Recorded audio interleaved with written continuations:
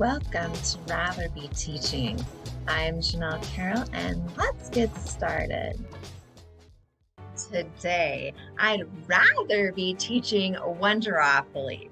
Let's take a look when students need help, and they might need some help. So before your QR break-in even begins, you want to make sure that you give each team 2 of these get out of jail tokens. They look like the ones on the left there.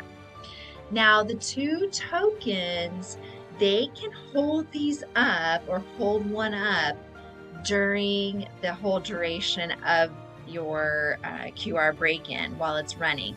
If they hold one of these up, then you as the property manager can go over and see what a team might need help with.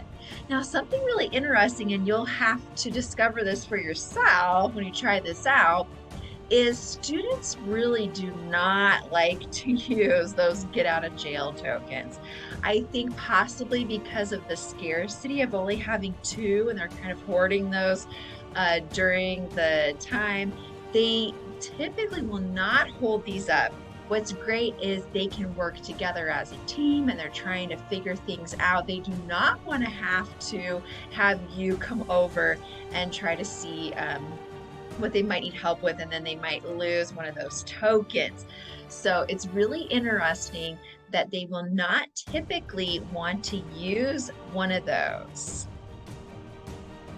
Now, I have had where a few students will hold these up possibly. Now, when they hold them up and you come over, those get out of jail tokens are not answers. They're just some information to help a group get over like a hurdle or see the information in a new way.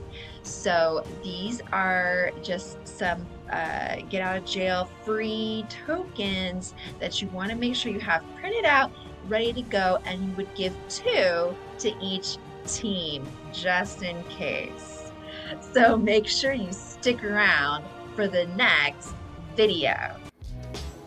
Thanks for watching. Don't forget to subscribe, like, and share.